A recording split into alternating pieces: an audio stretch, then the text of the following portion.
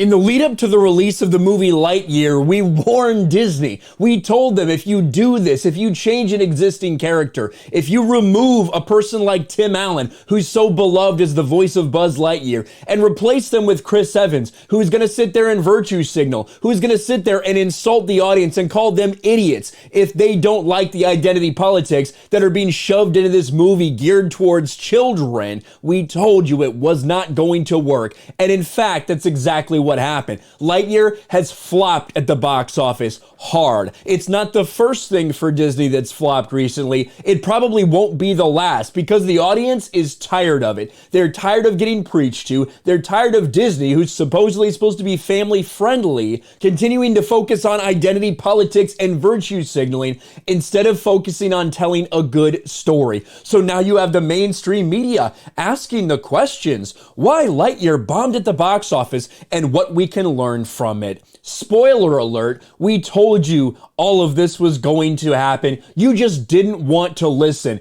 And now Lightyear holds a very, very dubious record at the box office. Woke Lightyear's second weekend box office hits record Pixar low. Now that the woke animated feature Lightyear's taken a record dive at the box office, the groomers at Disney must be truly bummed. Other than Onward, which was released during the coronavirus. So basically, right when COVID started shutting everything down is when Onward had released, and it saw a massive, like over a 70% drop in the box office due to these lockdowns that took place across the country. But other than that, Lightyear currently holds the record for the worst second weekend box office dive in Pixar's 25-year history. After opening to a disastrous 51 million, in its second weekend, Lightyear earned just 17.7 million, which is a crash of 65%. And when we look at Lightyear, now that it's in its third week of release, it's only made a little over $150 million worldwide. This movie cost $200 million. That means that the bare minimum is $500 million that it needs to crack just to break even. It's likely a little bit higher than that. There's a very good chance that this movie loses $100 million for Disney. Like a character as iconic as Buzz Lightyear in the Toy Story franchise, to do this, to flop this hard, this is embarrassingly bad and pathetic for Disney. But like I said, we have been warning them. And I don't think it's going to get any better. It's still sitting at number 5 in the box office, behind Elvis, Top Gun Maverick, still killing it right now, Jurassic World, and The Black Phone.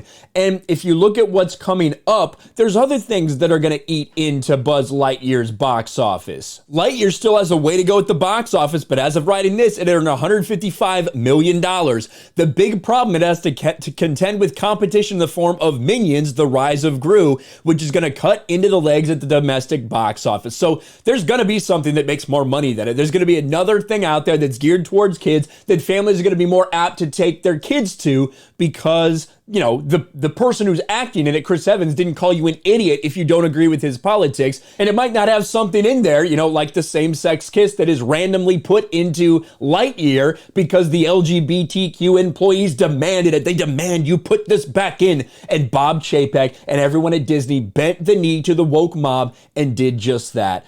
Well, now they're reaping what they sow. Now they're paying for what they decided to do because this is embarrassingly bad. The fact that this is the worst second weekend drop effectively ever for a Pixar movie outside of the one that released in the midst of the coronavirus when everything was starting to be shut down, this is so horrendously bad for them, especially when we are already seeing at the box office something like Top Gun Maverick make over $1 billion without China, without pandering to anybody, just focusing on a good story. That has to make it hurt doubly bad for Disney. It'd be one thing if everything was flopping, if nothing was really taking off. No, there are some people that are being successful telling good stories. It's just not Disney right now. What do you guys think about this? What do you think of Lightyear continuing to fail, continuing to flop, and about the mainstream media forced to ask the question, why did this happen? We know why it happened. We knew this would happen. We tried to tell you, but you didn't want to listen. Smash a like button, subscribe to the channel, ring the bell for notifications, share this video out there, and I'll talk to you later. Thanks for watching, everyone, and a huge shout out to my patrons. I appreciate you guys so much. Want to follow me on Twitter or Instagram? Check out the description below. You'll find links to my P.O. box and my Patreon as well. I'll talk to you guys later.